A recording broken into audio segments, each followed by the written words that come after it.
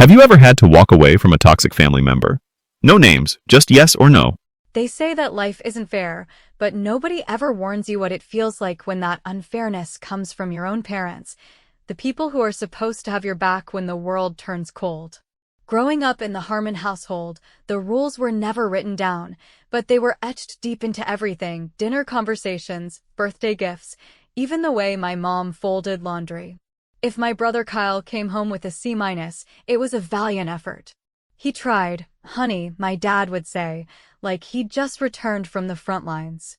But if I brought home an A-, it was always, so, what happened on that midterm? I wasn't the golden child. I was the one who was expected to shine quietly, endlessly, without complaint or recognition. And the one time I asked for something back, something small but vital, I got nothing but silence. And that silence was louder than any scream. It was the summer after Kyle's high school graduation, a half-assed affair he nearly missed because he forgot to turn in some online assignment. He barely made it across the stage, but you'd think he cured cancer the way my parents reacted. Balloons, steaks on the grill, beers flowing like we were hosting a Super Bowl party. And then, that same weekend, it rolled into the driveway. A brand new, gleaming Ford F-150, black, lifted, with chrome that caught every drop of sunlight like a spotlight on his mediocrity. The keys had a bow on them. My mom cried when she handed them over. My dad clapped him on the back and said, "You've earned it, bud. We're proud of you." I stood on the porch with a dish towel still in my hand, the one I'd been using to clean up after his mess in the kitchen. I don't know what stung more, the truck or the tears in my mom's eyes. Let me be clear. I didn't hate my brother. Not then, anyway. Kyle and I weren't close, but we weren't enemies. He was just average. The kind of guy who slid through life because people made room for him. Coaches gave him playing time because they liked his attitude. Teachers passed him because they didn't want to deal with him twice, and women liked him because he smiled like he had secrets. He didn't ask for the favoritism, but he never turned it down either. And I worked. I studied in fluorescent-lit libraries until my eyes went numb. I clocked in at the diner after school while Kyle smoked joints with his friends behind the gym. I never expected a truck. Hell, I didn't even have a car. I just wanted help paying for books, used books, so I wouldn't have to pick up a third job. I remember that conversation like it's tattooed on the inside of my skull. It was 3 days after the truck parade, as I sarcastically called it. We were sitting at dinner, me, my parents, Kyle, and his new air of importance. I waited until my dad finished his steak and leaned back in that way he always did when he was full and satisfied. I said, "Hey, so I wanted to ask you guys something." My mom's smile froze just a little. Kyle kept eating. Community college starts in August, and I've been saving, but I'm about $400 short on books and fees. I was wondering if you could maybe help cover the gap? Just the books. Not tuition. Just that. The silence that followed didn't come all at once. It built slowly, like fog rolling into a field. My dad didn't even look up. He reached for his beer. My mom blinked like she didn't understand English. Kyle let out a small snort, probably trying not to laugh. The silence grew and stretched until it became something monstrous, something thick enough to choke on. Then my mom finally spoke. "Well, sweetie, you know we just helped Kyle with his graduation gift. Things are a little tight right now." I should have seen it coming. But you know what they don't tell you about hope? It doesn't die with logic. It dies when your mother calls your brother's brand new truck a graduation gift, and you realize she's not even trying to hide it. It dies when she uses the word just to explain away a down payment on a vehicle worth more than your entire year's tuition. I nodded, said, "Yeah, no worries," and cleared the table while Kyle whined about how the Bluetooth kept resetting. That night, I didn't cry. I didn't scream. I didn't beg them to change their minds. I just packed. I didn't even know where I was going, but I knew I couldn't stay. Not under the same roof where love was transactional and effort only mattered if you were born with the right chromosomes. What makes it worse is that they probably thought I was being dramatic, that I'd come to my senses, or that I was going through a phase. But it wasn't a phase. It was the moment I realized my value in that house was conditional, and I was tired of playing the quiet, reliable daughter who never needed anything. I was tired of being the backup plan, the afterthought, the support beam holding up a house that only praised the front porch. I didn't disappear right away. I just started sleeping at friends' places, spending more time at work, and slowly pulling away. Every time I saw that truck in the driveway, I remembered how quickly they'd open their wallets for Kyle and how fast they'd clutch them shut for me. You know what's funny? That truck sat in the driveway like a trophy, but Kyle barely knew how to drive it. He kept dinging it on parking lot curbs and complaining about gas mileage like it was some cruel joke played on him by the universe. I watched him treat that thing like a toy while I took buses and walked 3 miles to work in the rain. Every squeak of the suspension felt like a slap. Every Instagram post he made about living it up with his badass ride made me clench my jaw until I felt my molars grind. And then, on a Tuesday night when nobody was home, I went into my room, grabbed a backpack, stuffed it with what little I had that mattered, and left. No goodbye. No note. No forwarding address. I wasn't trying to make a point, I was trying to survive. I figured if I stayed, I'd rot from the inside out. So I vanished. And for the first time in my life, the silence felt like freedom instead of punishment. But here's a question for you. When your own family tells you, without saying a word, that you matter less than a damn truck, what do you do? Do you stay and smile? Or do you walk away, knowing they'll never chase you? I did the latter. And they didn't. Not right away. There's something almost sacred about the first moment you realize no one is looking for you. Not really. Not with urgency or sincerity. And that strange silence becomes a kind of fuel, because it tells you that if you want to become someone else, if you want to disappear and start again, no one is going to stop you, and that, in a twisted way, is the closest thing to permission you're ever going to get. I didn't have a master plan. I didn't wake up one morning and declare, I'm going to vanish. What I had was a steady erosion of trust, of a hollow ache in my chest that told me this place I called home had become just another place where I wasn't heard, where my effort was invisible unless it was convenient to notice, and that realization, quiet and crushing as it was, became the seed of my disappearance. I started small. I deactivated every social media account I had, not that I posted much anyway, but I didn't want any digital breadcrumbs leading back to me. I blocked their numbers, deleted old messages, and then went a step further and switched to a prepaid phone, the kind people usually buy when they don't want to be found. I told my roommate, Julia, that I was going away for a while, maybe transferring, maybe not, and left her with no further details. She looked hurt, confused, maybe even a little scared, but she didn't press. Julia had grown up in a house kind of like mine, so she knew better than to demand answers from someone whose voice had been drowned out for years. The first few weeks were brutal in a way no one prepares you for. I slept in my car behind a laundromat for 2 nights until a security guard banged on the window and told me to move along. I ate saltines for dinner. I sat in a corner booth of a 24-hour diner nursing a cup of coffee for hours just to stay warm, pretending to study when all I had in my bag were old receipts and an unread copy of Catcher in the Rye. The thing people don't tell you about leaving everything behind is that you also leave behind your sense of stability, of rhythm, of knowing who you are in the quiet moments. I cried more in those first 10 days than I had in the previous 10 years, but I didn't go back, not even when I wanted to, because I knew going back meant apologizing for wanting more, and I wasn't going to do that again. Eventually, I landed in a small college town about 3 hours south of where I grew up, a place with enough students to blend in, but small enough that I didn't feel swallowed whole. I found a room to rent above a mechanic shop, barely 10 by 10, with peeling wallpaper and a window that didn't quite close all the way, but it was mine. I took whatever jobs I could find: dishwashing, night shifts at a gas station, tutoring when I could convince someone I knew more than they did, and scraped together enough to enroll in a few community college classes. My GPA started fresh, as did everything else. No one here knew I was the girl who'd been left behind while her brother drove off in a brand new truck. No one asked why my parents weren't helping me with tuition or why I flinched a little when someone offered kindness without strings. I became a ghost of the girl I had been, lighter, quieter, but more real somehow. And then, there was Ruben. He wasn't the kind of man you noticed at first, old, probably in his 70s, always wearing a faded army green jacket and a look that suggested he had no patience for small talk. But he worked the night shift as a janitor at the school where I took classes. And somehow, over time, he became the only person I trusted. It started with nods, then the occasional conversation. He never asked too many questions, never pressed when I gave vague answers.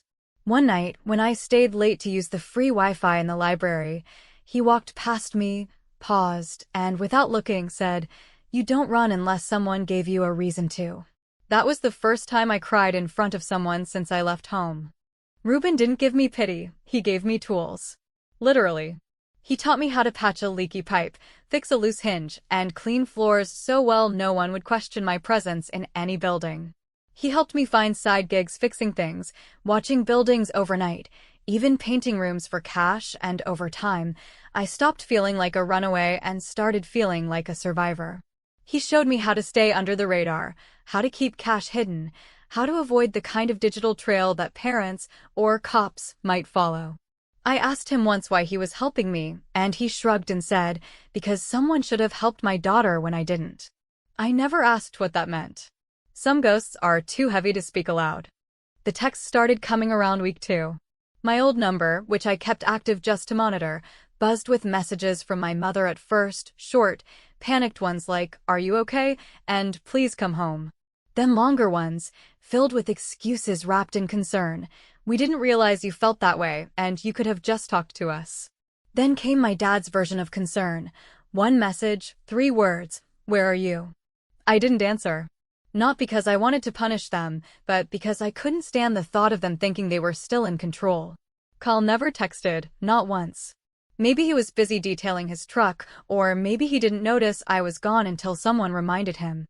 But the day I knew I had done it really vanished was when I got a call from Julia, one I didn't answer, but I listened to the voicemail. She sounded scared. She said my parents had tried to file a missing persons report, but the police told them I was an adult and clearly left of my own volition. She said my mom was losing sleep, that she'd posted something online that made people think I'd died or been kidnapped. I sat in that 10 by 10 room and laughed, not because it was funny, but because it was absurd, how it took my disappearance for them to care, how my presence never moved them, but my absence made the earth shake. I didn't reach out. I didn't clarify. I let the silence grow. I wasn't ready to be found, not by people who only noticed I was gone because they couldn't explain away the empty chair. And in the distance, under the hum of a cheap space heater and the quiet tap of Ruben mopping the hallway, I made a quiet vow, not to stay hidden forever, but to build something so solid, so unshakable, that when I finally did show my face again, they would see what they lost not in words, but in the fact that I didn't need them anymore. Because sometimes, disappearing isn't about revenge, it's about proving to yourself that you were never the one who needed saving in the first place. It was sometime around the 3-month mark, after I'd memorized the way the water heater in my little apartment rattled in the middle of the night, and after I'd gotten used to the sharp stench of bleach from cleaning classrooms at dawn, that the rumors started swirling, drifting through town and traveling up the coast like whispers carried on highway wind, back toward the very people who had once claimed to love me, toward the folks who hadn't bothered to lift a finger when I needed $100 for books, but who now, apparently, couldn't sleep at night wondering where I'd gone. It started quietly. One of my old friends, Becky, who still followed my mom on Facebook, messaged me through an old, forgotten art account I hadn't touched in over a year, saying, "Hey, are you okay? Your mom's been posting some weird stuff. People are talking." I read the message twice and didn't reply. Not because I didn't care, but because I knew exactly what was happening and, in some twisted, detached part of me, I wanted it to unfold just like this. I didn't have to check social media to know what my mom had posted. I could picture it. Some blurred-out photo of me from high school graduation, maybe with a vague caption like, "Please, if anyone's seen Allie," followed by tear-streaked emojis and maybe a prayer hand or two. And then, below it, the comments would start piling up, neighbors, cousins, even people who hadn't spoken to me in years suddenly chiming in with shock and sympathy, like they'd lost a niece or a neighbor's child they barely remembered. I imagined my mom sitting in her kitchen, phone in hand, reading every comment with trembling hands and a martyr's heart, convinced, utterly convinced, that this pain she was now feeling somehow equaled the pain I had been carrying for years in silence. But what hit hardest wasn't my imagination, it was what came next. Becky messaged me again a few days later with a screenshot of a post that felt so surreal I had to read it aloud just to believe it. There it was, a black and white photo of the beach, captioned with nothing but a Bible verse and the words, "Sometimes the people we love the most disappear without warning. Cherish the moments. Hold your children tight. Hashtag come home Allie." The post had over 300 shares.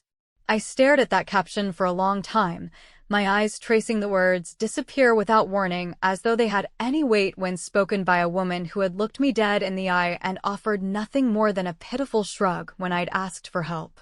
Now, she was performing grief in front of the whole internet, clutching at digital sympathy from friends, acquaintances, and God knows who, all while still not understanding why I left in the first place.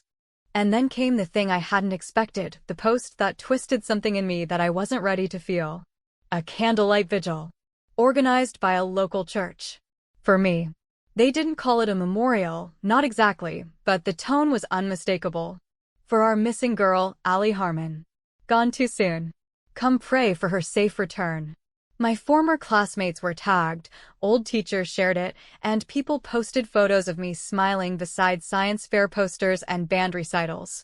I hadn't died, but it seemed like they needed me to have died, because death is easier to process than abandonment, especially when the person doing the abandoning had every reason to leave. I watched it all unfold from the cracked screen of a borrowed phone, sitting on a milk crate behind the gas station where I pulled third shift twice a week, and I felt something break loose inside me. Not anger, not sadness, not even bitterness, but something darker. Colder, more surgical.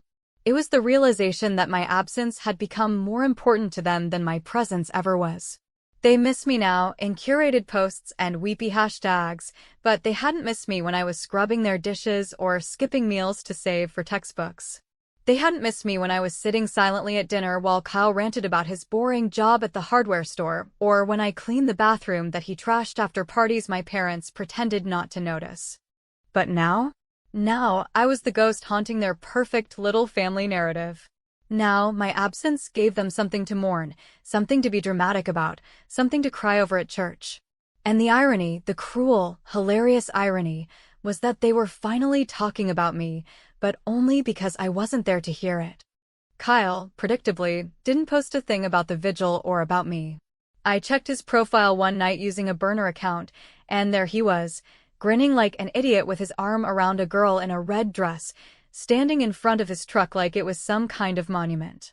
His caption said, "Friday night lights and late night rides," followed by some cringy inside joke I didn't understand. No mention of his sister. No trace of anything deeper than beer and gasoline.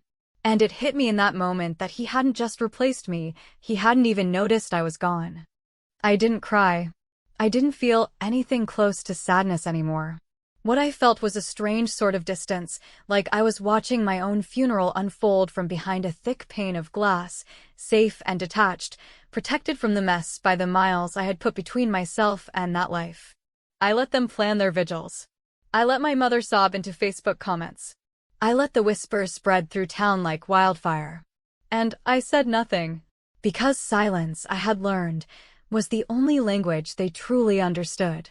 Eventually, the messages from my old number slowed. My dad stopped trying.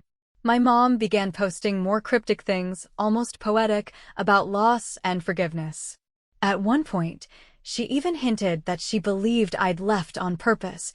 She just couldn't figure out why. And instead of explaining, I leaned back in my rickety kitchen chair, poured myself a glass of cheap wine I'd won in a bet, and whispered to no one in particular, "Keep guessing." I didn't need them to know where I was. I didn't need them to understand. What I needed, what I had always needed, was the power to walk away without begging to be seen. And now that I had it, I wasn't about to give it back. Not for their guilt. Not for their tears. Not for a damn vigil. I had let them bury me in their imagination, and now they had to live with the ghosts they created. By the time the dust of the so-called vigil had settled and the whispers about my disappearance began to lose their edge, fading from urgent speculation into something more akin to small-town folklore, I had grown into someone even I barely recognized. Less a product of my past and more a reflection of every scraped knee, sleepless night, burned bridge, and silent victory that had carried me forward without permission, without fanfare, and certainly without anyone's blessing. There was no cinematic montage, no single moment when I looked in the mirror and suddenly saw a strong, independent woman staring back. Instead, it was a series of small, relentless decisions, sometimes made with trembling hands, sometimes made on sheer instinct, that pulled me inch by inch out of the wreckage my family had left me in. I worked everywhere and anywhere that would have me, never turning my nose up at a job, no matter how grimy, how mind-numbing, or how far removed it was from the life I once thought I was entitled to.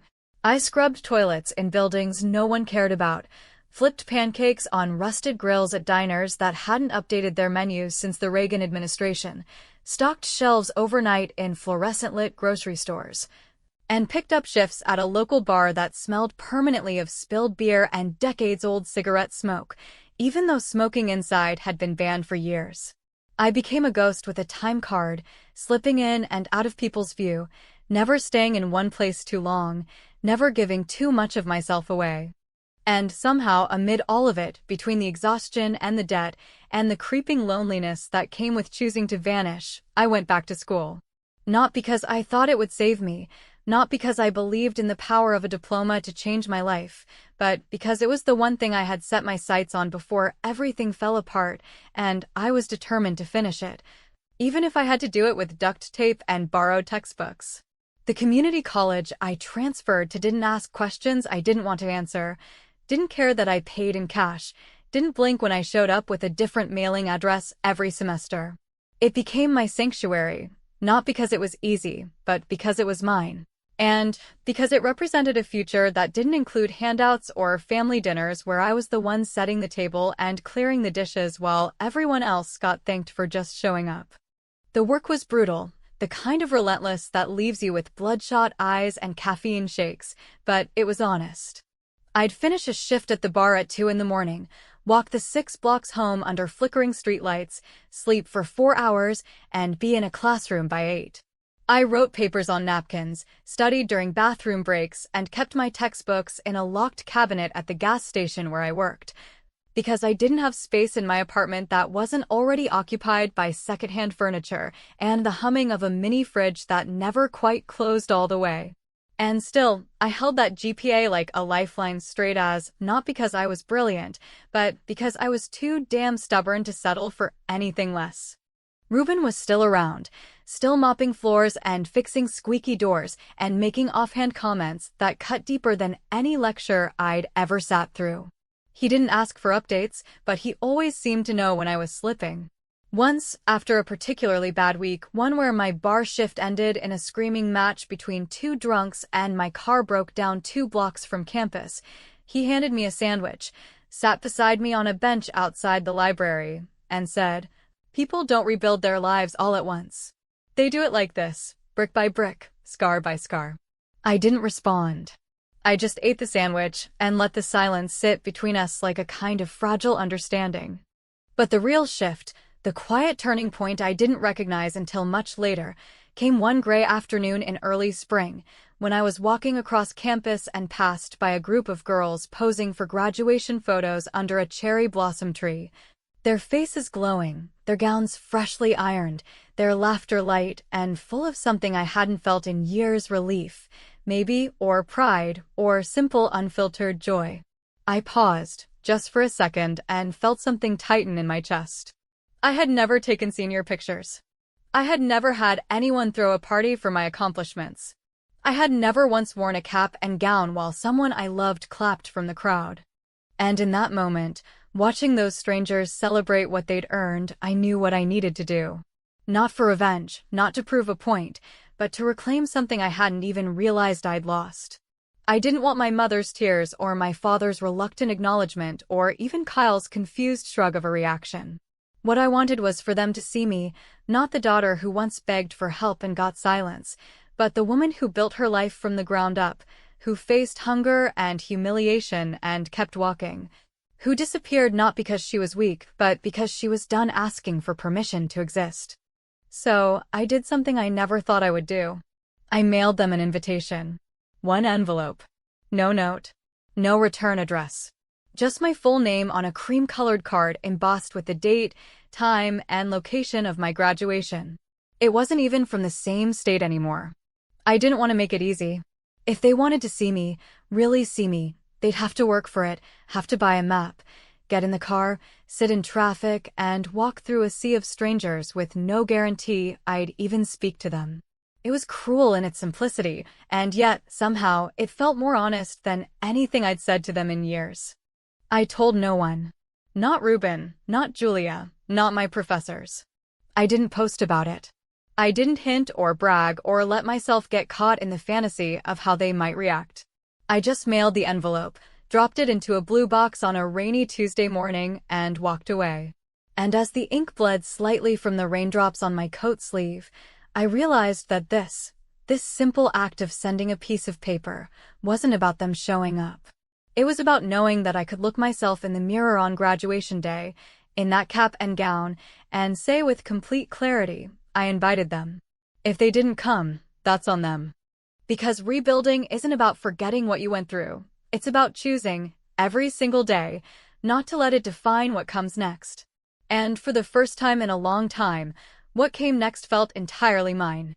There are moments in life that seem to exist outside of time, moments so thick with anticipation, history, and unspoken truths that even the air feels heavier, as if the world itself pauses to watch what you'll do next, to see whether you'll stumble or stride or simply crumble under the weight of everything that led you to that particular crossroads. And for me, that moment came on a warm May afternoon, in the middle of a crowd of cap-and-gown-clad strangers. As I stood in the back hallway of a college auditorium I had never dreamed I would reach, heart thudding against my ribcage, eyes scanning the far wall like it held answers I hadn't dared to ask for. The ceremony was already starting, the faculty in their silly robes walking to the tune of the processional music, and somewhere out in that sea of folding chairs and cheap air conditioning, my parents were sitting, if they had come. If they had followed the invitation, if they had taken the bait, and my chest was a pressure cooker of breathless wondering that I couldn't exhale. I hadn't checked. I hadn't walked into the lobby or scanned the early arrivals or tried to catch a glimpse from behind the curtain. I didn't want to know until I absolutely had to. I had spent 4 years building a life without them, had crafted each layer of my identity with careful, deliberate solitude, and now that the moment of reckoning was here, I didn't want it spoiled by the possibility that they hadn't even bothered to show up. Or worse, that they had, with faces full of regret and entitlement, expecting a hug or a scene or some redemptive arc that would end with me collapsing into their arms like the prodigal daughter come home.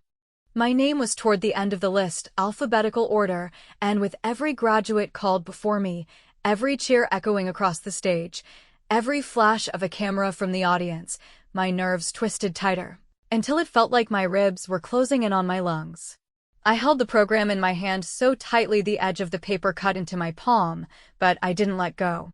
I thought about the nights I had spent eating canned beans on a thrift store couch, about the mornings I had walked through snow to open the diner before sunrise, about the nights when I had washed my hair in the sink and cried without making a sound because I didn't want my neighbors to hear me breaking. And I reminded myself that I had earned this, not just the diploma, but the moment itself. When the usher waved me forward, I stepped out from behind the curtain, adjusting the cap that kept sliding to the side of my head, and walked toward the stage, one deliberate foot in front of the other, eyes ahead, back straight, determined not to let my gaze search the crowd until I had crossed that finish line they'd refused to help me reach. The name echoed across the microphone, Allison Harmon, and for a second, the syllables hung in the air like a question. Would anyone clap? Would anyone cheer? Would anyone recognize the name of the girl who had vanished and rebuilt herself from dust and spite and grit? There was a pause, a single beat of silence.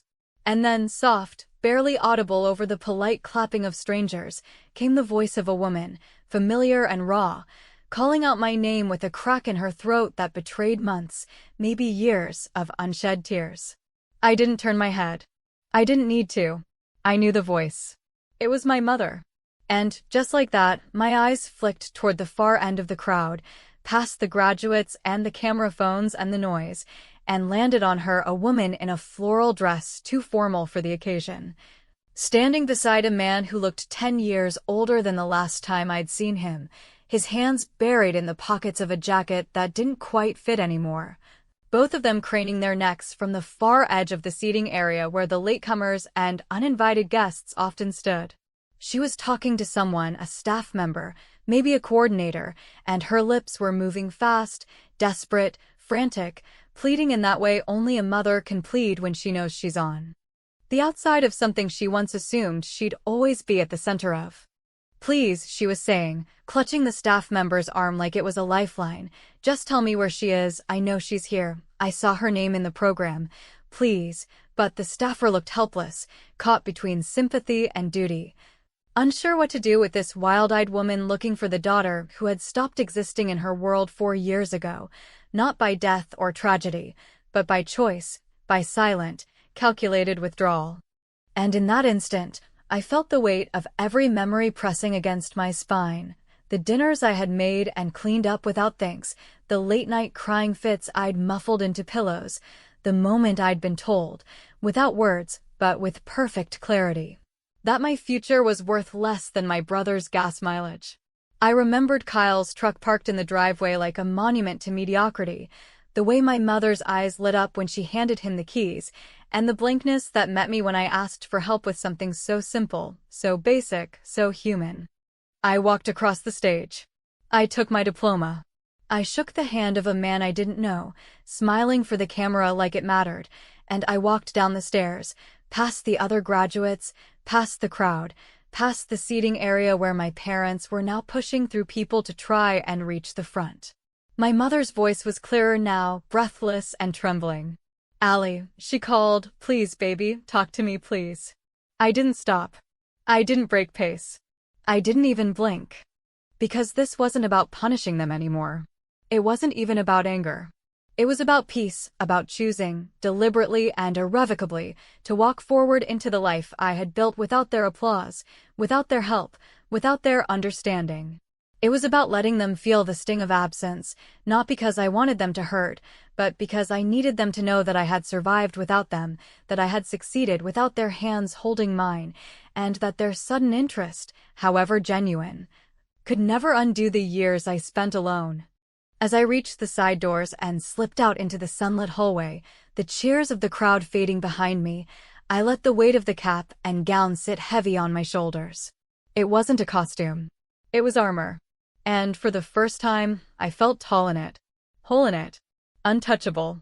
Somewhere behind me, my mother's voice was still echoing through the corridors, softer now, more broken, her desperation melting into the air like steam from a pot left too long on the stove. I kept walking and I didn't look back. Because sometimes the best revenge is no revenge at all. Sometimes the most powerful thing you can say is absolutely nothing.